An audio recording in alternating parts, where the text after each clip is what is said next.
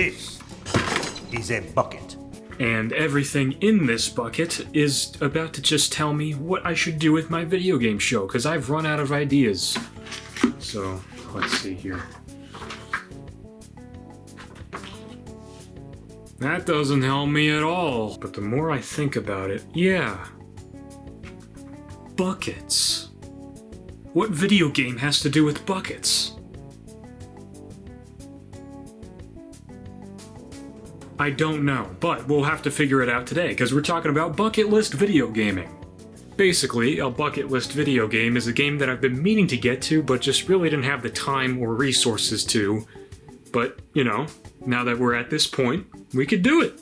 So let's begin with Phoenix Wright. The Ace Attorney series was always on my video game bucket list. I've always wanted to play these games, but I never had proper access to them because I just didn't have the consoles that they were on. From all of the memes I saw parody this game from over the years, I knew I was in for a great, weird, jokey time, and I was absolutely correct and incorrect in all of the best ways. The cases which you play across throughout the game are some of the stupidest things I've ever had the pleasure of witnessing in a video game. I won't get into any of the finer details of them to avoid any spoilers for those who haven't played this game, but all I'll say is that they were way funnier than you would expect. They also feature ladies with big breasts, so that's enough to entice maybe 73% of the male demographic. I love pretty much every character in this game. The writers gave each and every single one of them fun personalities, with my personal favorite being good old Gumshoe. Ooh, he's just a big old stupid idiot. Ooh, he's just a big old bundle. You may have noticed that I haven't brought up the gameplay of this game yet, and to be honest, it's not really fun, per se. To be fair, the game is a visual novel, so I'm not expecting anything to rival It's Mr. Pants, the greatest video game of all time, but it's interesting to figure out how things work at least. I was tempted to use a guide a few times during playing, but even if I did use a guide, I probably wouldn't be missing out on a whole lot. Basically, what actions you perform to present, press, and object just lead you further into the dialogue. And if you screw up, you have plenty of chances to regain your footing. I never thought I'd actually say this, but I actually prefer how Danganronpa handles this style of gameplay better, specifically because it throws like 15,000 curveballs in your face. But other than that, this series is still the fucking worst. 7 out of 10. If you know me in person, you know that I absolutely love Lupin III. It's without a doubt one of my favorite things ever, really.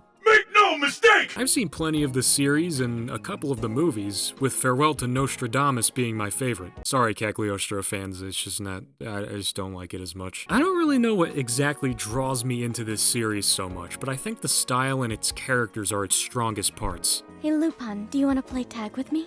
What? They could be seen as being pretty tropey on the outside, but I don't know. I don't think I've seen any other series do them like this. My personal favorite is Lupin himself. I think every iteration of him is great, besides the original manga, but that's a whole can of worms that I don't really want to get into. And when I heard that there was a Lupin video game, you bet your sweet bippy that I was ready to play it. And what were my thoughts? Oh my god, this game is horrible! Lupin III, Treasure of the Sorcerer King is one of the most clunky, unintuitive video games I think I have ever played. When I think of a Lupin III video game, I would expect it to be a game featuring really cool gunplay, chase sequences, and even vehicle segments. But what I got instead was a Metal Gear Solid clone. And even then, it's a really bad Metal Gear Solid clone. I feel awful. So many of the environments in this game are just so confined, leaving very little wiggle room if you mess up. It also doesn't help that the enemies are incredibly dumb, making it really unrewarding when you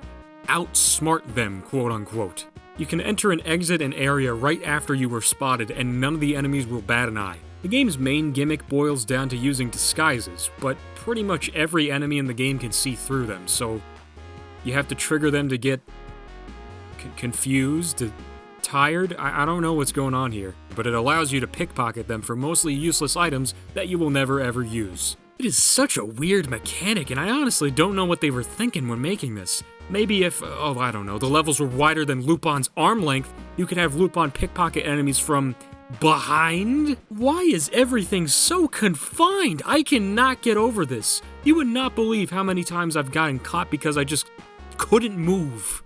And even when you are caught, the gameplay doesn't get any better. The control for aiming your weapons is so unreliable, and coupled with the horrendous AI, you'll find yourself dead in no time. There aren't any stakes to being caught besides maybe losing health, I guess. When you get caught in games like this, typically the enemies get more aware of your presence, and even send out squads to be on the lookout. But this game has none of that! However though, that music kicks ass.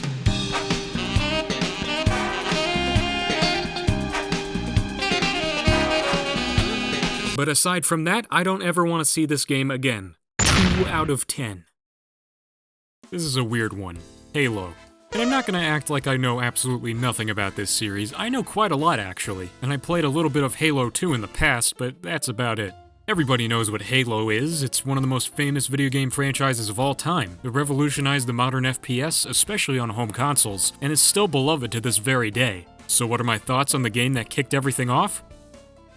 It's fine. Halo 1 is one of the most uninteresting games I've played in years, and I think it might have been a bad idea to play the game on heroic difficulty from the start, because I just kept dying and dying over and over again. You see, partially why I constantly die over and over in this game is because none of the enemies have any visible health values to demonstrate how weak or strong they are. I find myself walking into a horde of large enemies that I swear I did a lot of damage to, just to be greeted by a slash to the face, killing me instantly. But in terms of actual issues I have with the game, I really don't like the weapons or enemy roster. The variety is incredibly small and you kind of feel powerless with your arsenal of weapons. They drain ammo so fast, but none of them feel like they do diddly-do. I got bored real fast while playing.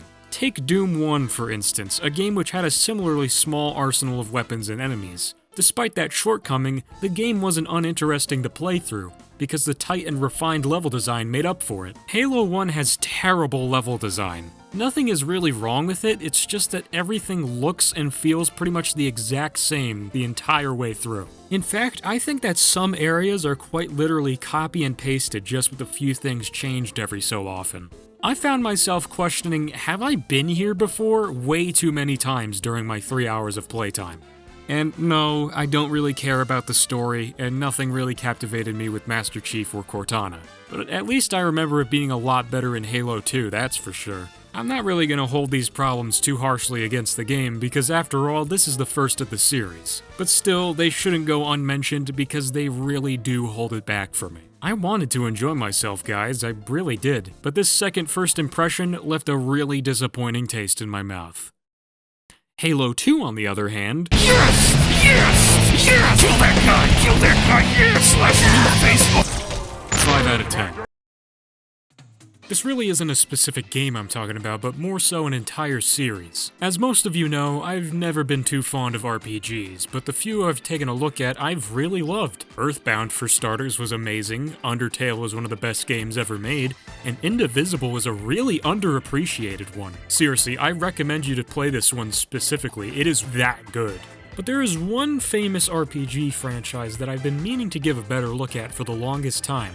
And that series was Final Fantasy. So I strapped myself down and decided to play the Final Fantasy VII on the PlayStation 1. Here was my initial reaction. Look at the visuals, oh my god, they're so charming and fun. Look at the cool material combinations you can do, and oh, the music, listen to the music, oh my god, it's a masterpiece. Oh, and the characters, man, they're fantastic. Barrett is my man, look at him. Yuffie's freaking adorable. Sid is my biggest guilty pleasure. Kate Sith is there too. Unfortunately, I'm really not the kind of person who can adequately review a game like this in such a short time frame, so I highly recommend Some Call Me Johnny's review on the game, along with his other Final Fantasy reviews. They're worth a watch. I took a point of damage from her boobs! Needless to say, after playing through Final Fantasy VII, I was more than willing to try out some of the other games in the series, which I did with Final Fantasy VIII. Surely after the success of 7, they knew where to take the series from there. What about Final Fantasy VI?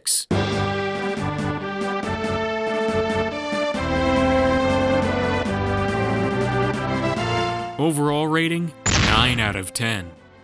So that was pretty much everything that comprised my video game bucket list. Let me know in the comments below if you have a video game bucket list, and what games are on them. I'd love to know. Anyways, as I always say, actually, no, I never say this. Please subscribe. I know I say don't subscribe in my videos, but you know, maybe consider subscribe. Actually, no. You know what? Scrap all that. No, you're not gonna subscribe. Why would you subscribe?